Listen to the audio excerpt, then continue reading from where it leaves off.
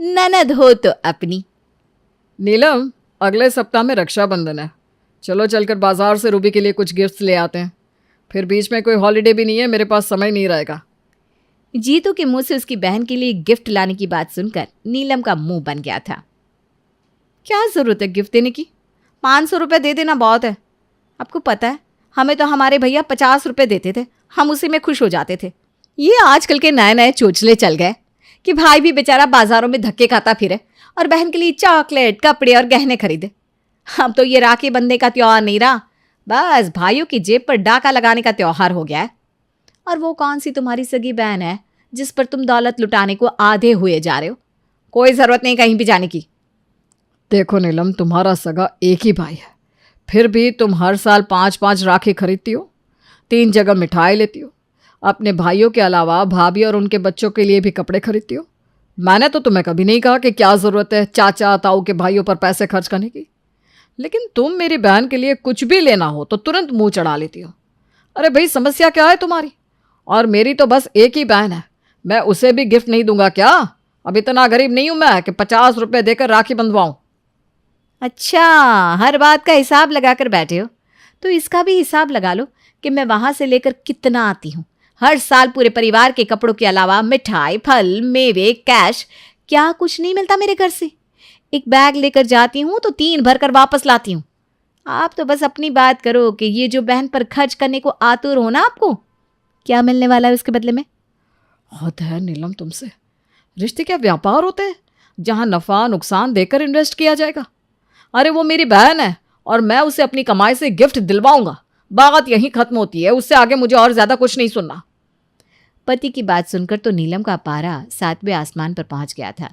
रसोई में बर्तन धोते हुए अब वो पटक पटक कर बर्तनों पर अपना गुस्सा निकाल रही थी। नीलम का स्वभाव ही ऐसा था। उसकी शादी को 3 साल बीत गए थे और इन 3 सालों में कभी भी उसने अपनी ननद रूबी को दिल से नहीं अपनाया था। नीलम के ससुर विजयकांत का एक ही बेटा था जिसका नाम था जितेंद्र, जिसे प्यार से घर में सभी जीतू कहा करते थे। जब जीतू थोड़ा बड़ा हो गया तो विजयकांत जी और उनकी पत्नी कौशल्या को दूसरे बच्चे की इच्छा होने लगी, किंतु शादी के कई साल गुजर जाने के बाद भी उन्हें कोई संतान नहीं हुई। अब तो विजयकांत इस बात से बुझे बुझे से रहने लगे कि उनकी सिर्फ एक ही संतान है। जैसे जैसे समय बीत रहा था, विजयकांत और उसकी पत्नी की उम्मीदें टूटती जा रही थी। एक दिन, डॉक्टर साहब, क्या कोई उपाय नहीं जिससे हम अपने बेटे को एक भाई या बहन ला कर दे सके? हमें बस इसी बात का मलाल रहेगा कि हमारा बेटा दुनिया में हमारे जाने के बाद अकेला रह जाएगा। देखिए, आप ऐसा क्यों सोचते हैं? आप तो भाग्यशाली है कि आपको एक बेटा है। दुनिया में ऐसे भी लोग हैं जो बे औलाद है। और जहाँ तक बेटे का साथ देने की बात है, मैं आपको एक सलाह देता हूँ। आप बुरा मत मानिएगा, आप दोनों किसी अनाथ आश्रम से एक बेटी गोद ले लीजिए। आपको दूसरा बच्चा मिल जाएगा, आपके बेटे को साथ ही, और उस बच्चे का जीवन संवर जाएगा, वो अलग। मेरी बात पर विचार करिएगा, ठंडे दिमाग से सोच कर ही अगला कदम उठाइएगा। कौशल्या और विजय अपने घर लौट आए थे, लेकिन डॉक्टर की कही बातें उनके दिमाग में घूम रही थी। डॉक्टर साहब ठीक ही तो कहते हैं, मैंने सोच लिया है, अपने जीतू को मैं इस रक्षाबंधन पर एक प्यारी सी बहन लाकर दूंगी जो जीवन भर उसे राखी बांधेगी और मेरे बच्चे एक दूसरे के साथ हमेशा खुश रहेंगे। पत्नी की बात सुनकर विजय भी बच्चे को गोद लेने को तैयार हो जाता है और जल्द ही रूबी उनके घर की सबसे छोटी सदस्य बनकर आ जाती है। जब रूबी को अनाथ आश्रम से लाया गया था, वो 3 साल की नन्ही सी बच्ची थी। जब 7 साल के जीतू ने पहली बार रूबी को देखा तो वो खुशी से उछल पड़ा था। कौशल्या और विजय ने भी अपने दोनों बच्चों के प्रेम में कोई भेदभाव नहीं रखा। माता पिता के प्रेम की छांव में खेलते कूदते कब दोनों भाई बहन बड़े हो गए पता ही नहीं चला। जीतू बड़ा था, इसलिए उसकी शादी पहले हुई और नीलम बहू बनकर कौशल्या निवास आ गई मुंह दिखाए के समय। अरे बहुत अच्छे घर में बहू बनकर आई हो नीलम तुम। भाई, जब कौशल्या एक पराई लड़की को सीने से लगाकर पाल सकती है तो तुम तो फिर भी सगी बहू हो उसकी। तुम बिल्कुल घबराना मत, इस घर में तुम्हें कोई दिक्कत नहीं होगी। कौशल्या और भाई साहब दोनों ही बहुत अच्छे हैं। पड़ोसन ने तो नीलम को थोड़ा अच्छा फील कराने के लिए ये सब कहा था, लेकिन नीलम ने ये पराई लड़की वाली बात दिल पर ले ली थी रात को। सुनिए ना, एक बात बताइए, ये मुंह दिखाए में आने वाली औरतों ने ऐसा क्यों कहा कि आपकी मम्मी ने एक पराई लड़की को सीने से लगाकर पाला है? मतलब किस पराई लड़की के बारे में बात कर रहे थे वो लोग? अरे तुम छोड़ो ना, क्यों बाहर वालों की बातों पर इतना ध्यान देती हो? बाहर वालों की आदत होती है हर बात में नमक मिर्ची लगाने की। नहीं नहीं नहीं, अब मैं इस घर की बहू हूँ, मुझे भी सारी बातों के बारे में पता होना चाहिए। मुझे नहीं लगता कि वो लोग बातों में नमक मिर्ची लगा रहे थे। उनकी बातों में कुछ तो सच्चाई ज़रूर थी। आप बताइए ना वो लोग किस बारे में बात कर रहे थे। अच्छा ठीक है, बैठो मैं बताता हूँ। देखो, रूबी को मम्मी पापा ने अडॉप्ट किया था। मतलब वो मेरी सगी बहन नहीं है। जब वो 3 साल की थी तब मम्मी पापा उसे एक अनाथ आश्रम से गोद लेकर आए थे, लेकिन तब से लेकर आज तक हम सब ने उसे अपने परिवार का हिस्सा ही माना है। मम्मी तो कहती है शायद उसे इस दुनिया में जन्म हमारे घर आने के लिए ही लिया था। हर किसी का जन्म लेने का एक कारण अवश्य ही होता है, इसलिए तुम भी हमेशा के लिए ये बातें अपने मन से निकाल दो। रूबी हमारे लिए एक सगे से भी बढ़कर है। जैसे मैंने उसे हमेशा अपनी सगी बहन माना है, तुम भी उसे वैसे ही अपनी ननद समझकर मान सम्मान और प्यार देना, ताकि इस घर की खुशियों को कभी किसी की नज़र ना लग सके। पति की बात सुनकर नीलम हक्की बक्की सी रह गई थी। ये क्या बात कर रहे हैं जी आप? इतनी बड़ी बात छुपाई है आप लोगों ने?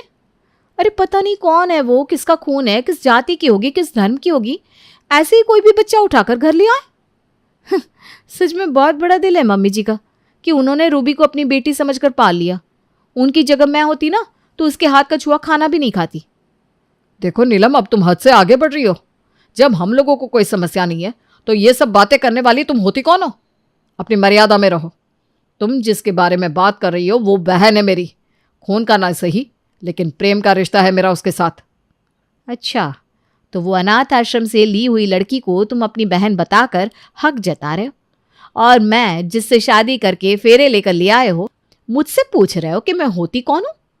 तुम्हारी जानकारी के लिए बता दूं पतिदेव कि मैं तुम्हारी पत्नी होती हूं, और आज के बाद आपकी जिंदगी के सारे निर्णय में 50% की भागीदारी मेरी भी होगी। मेरी मर्जी के बिना अब आप कोई भी काम नहीं कर सकते।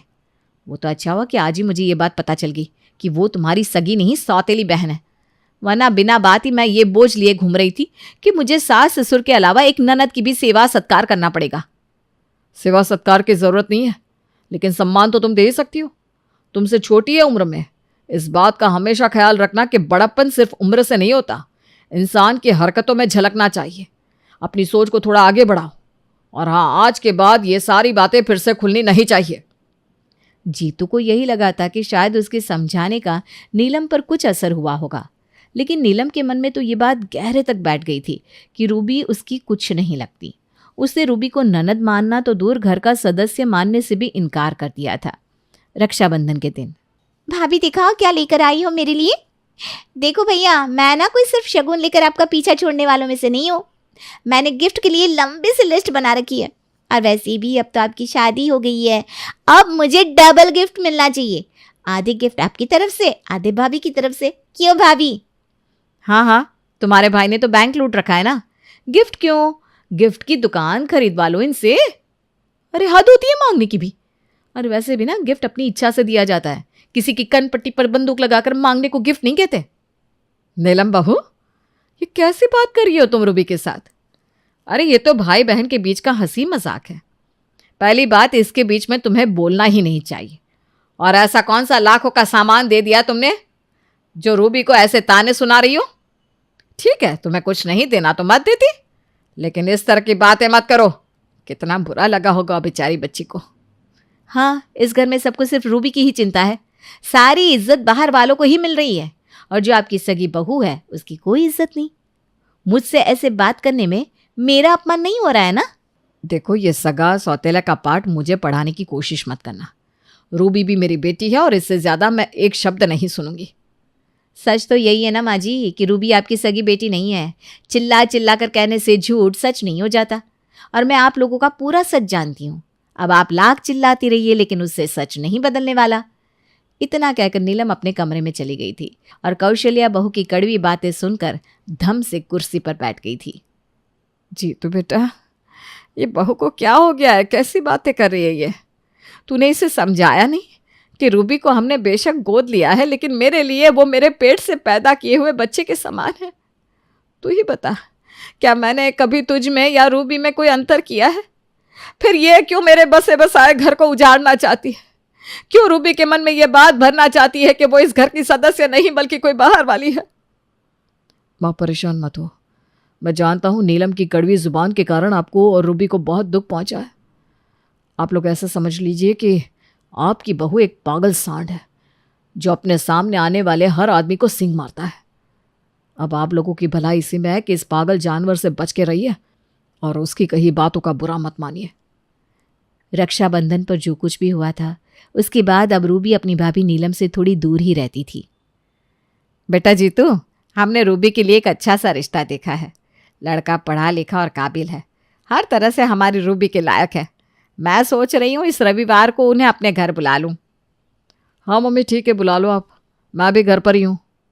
लो, एक तो इस अनाथ को पाल पोस कर बड़ा किया, उसमें पैसे लगाए, अब उसकी शादी भी करनी पड़ेगी। इसकी शादी होगी तो पापा जी का रिटायरमेंट का जितना भी पैसा है ये लोग उसी में झोंक देंगे। पर मैं ये सब नहीं होने दूंगी। अगर सारी दौलत इस अनाथ पर लुटा देंगे तो कल को हमारे बच्चों के लिए क्या बचेगा? मेरे रहते इसकी शादी तो मैं होने ही नहीं दूंगी लड़के वालों के सामने। मानना पड़ेगा आप लोगों को भाई, वाकई दुनिया में अच्छे लोग आज भी है, वरना सब कुछ जाने की बात कौन इस रिश्ते को हाँ कहता। बेटा हम कुछ समझ नहीं पाए, तुम कहना क्या चाह रही हो? अब आप लोग इतने अच्छे खानदान से होकर एक अनाथ लड़की को अपनी बहू बनाने के लिए तैयार हो गए तो आप लोगों की हिम्मत की तो दाद देनी ही पड़ेगी। उसमें भी एक ऐसी लड़की जिसकी न जात का पता है न धर्म का, उससे शादी करना तो वाकई बहुत हिम्मत की बात है। सही बताऊं तो अगर ऐसा रिश्ता मेरे भाई के लिए आया होता ना तो चाहे मुझे जो भी करना पड़ता लेकिन मैं उसकी शादी नहीं होने देती। नीलम बहू, ये क्या बेहूदगी है? मैंने कहा अभी के अभी उठकर अपने कमरे में जाओ, वरना हमसे बुरा कोई नहीं होगा। हाँ माँ जी, मैं तो जा ही रही थी, मुझे भी यहाँ बैठने का कोई शौक नहीं है। सास की बात सुनकर नीलम उठकर अपने कमरे में चली जाती है। माफ़ कीजिएगा बहन जी, है तो यह हमारी बहू, लेकिन इसका कोई भी लक्षण हमारे परिवार में किसी से नहीं मिलता। पता नहीं क्यों अपनी बेटी के लिए इतनी नफरत अपने मन में लिए घूमती रहती है ये। उम्मीद है कि आपके जैसे समझदार पढ़े लिखे लोग इस बात को मन से नहीं लगाएंगे। और वैसे भी आप लोगों से झूठ बोलकर किसी भी तरह का रिश्ता जोड़ने का हमारा कोई इरादा नहीं है। शादी से पहले हम आपको सब कुछ स्पष्ट बता चुके हैं। अब चिंता मत करिए बहन जी, हमें इस रिश्ते से कोई एतराज़ नहीं है। जब आप लोगों ने रूबी को अपनी बेटी समझकर सीने से लगाकर पाला है तो हमें उसे अपने घर की बहू बनाने में संकोच क्यों? और वैसे भी बच्चा वही बनता है जैसे उसे संस्कार मिलते हैं। अब उसको इतनी अच्छी माँ से संस्कार मिले हैं तो आपकी बेटी में कोई दोष हो ही नहीं सकता। नीलम के ना चाहने पर भी रूबी का रिश्ता विनय के साथ पक्का हो जाता है और अब रूबी शादी करके अपने ससुराल चली जाती है। जिस बात का नीलम को डर था वही होता है। रूबी की शादी में नीलम के ससुर और पति काफ़ी खर्च करते हैं, जिससे रूबी अब नीलम की आंखों में और भी ज़्यादा खटकने लगी थी। शादी के बाद भी रूबी जब भी अपने मायके आती हमेशा नीलम की आंखों में चुभती रहती। मायके से लौटते हुए उसकी विदाई के समय जीतू या कौशल्या जब रूबी को पैसे या कपड़े देते तो उसमें भी नीलम हमेशा ऐतराज़ ही जताती। इसी तरह धीरे धीरे नीलम की शादी को भी 5 साल बीत जाते हैं। रूबी तो अपने ससुराल में जाकर बहुत खुश थी, लेकिन इधर नीलम की शादी को साल पर साल बीत रहे थे और लाख कोशिश करने के बाद भी वो माँ नहीं बन पा रही थी। मैं तो डॉक्टर के चक्कर लगा लगा कर थक गई हूँ। जिस किसी ने जहाँ भी बताया मैं हर जगह गई, सिर्फ इसी उम्मीद में कि शायद आज नहीं तो कल भगवान मेरी झोली भर देंगे। लेकिन पता नहीं भगवान ने तो जैसे हमारी तरफ से आंखें ही मोड़ ली है। जिनको इच्छा नहीं है उनके एक के बाद एक बच्चे होते जा रहे हैं और हमें भगवान एक औलाद के लिए इतना तरसा रहा है। मैंने सोच लिया है अब हम लोग IVF के लिए ट्राई करेंगे। 5 साल बहुत लंबा समय होता है जीतू, मैं तो हर जतन कर करके थक गई हूँ। नीलम की बात मानकर लाखों रुपए का खर्चा करके जीतू IVF के लिए भी ट्राई करता है, लेकिन कई बार ट्राई करने के बाद भी IVF के द्वारा भी नीलम माँ नहीं बन पाती। हर बार उसका IVF फेल हो जाता। बरसों बीत गए थे लेकिन रोशनी की कोई किरण दिखाई नहीं पड़ रही थी। शादी के 7 साल बाद बस थक गई हूँ मैं डॉक्टर के पास चक्कर लगाते लगाते। अब मैंने सोच लिया है हम अब बच्चे के लिए कहीं नहीं भटकेंगे। अगर हमारे नसीब में होता तो अब तक मिल गया होता। मैंने अब सोचा है कि हम अनाथ आश्रम से अपने लिए एक प्यारा सा बच्चा गोद ले लेंगे। शायद यही हमारी किस्मत में लिखा है। ये कैसी बात कर रही हो तुम नीलम? ऐसे कैसे किसी अनाथ आश्रम से हम बच्चा ले लेंगे? अनाथ आश्रम में रहने वाले बच्चों का ना तो धर्म का पता होता है ना जात का। पता नहीं किसका खून होगा। ऐसे ही किसी के भी बच्चे को मैं अपना नाम नहीं देने वाला। और चलो एक बार को मैं अपनी बात जाने भी दूँ, तुम कैसे किसी अनाथ आश्रम के बच्चे को अपना लोगी? जब अनाथ आश्रम से आई हुई मेरी बहन को तुमने इतने सालों में नहीं अपनाया तो उस बच्चे के भविष्य के साथ तुम क्या करोगी? अगर हमारे परिवार में आने के बाद भी किसी बच्चे को अनाथ वाला जीवन ही जीना है तो उसकी बेहतरी तो इसी में है कि वो अनाथ आश्रम में रहकर ही पले। अपने घर लाकर किसी बच्चे को मैं ऐसी तिरस्कार भरी जिंदगी नहीं दे सकता कि वो हमेशा अपने आप को बिन माँ का समझे। अरे आप ऐसी बातें क्यों कर रहे हैं? मेरे रहते हुए वो अपने आप को बिन माँ का कैसे समझ सकता है? मैं हूं ना, उसे सगी माँ से भी बढ़कर प्यार दूंगी। तुम्हारी बातों पर मैं कैसे यकीन करूं नीलम? तुमने तो इस घर में आने के बाद एक एक दिन मेरी बहन को खून के आंसू रुलाए। जीतू की बात सुनकर नीलम को अपनी गलती का एहसास होता है।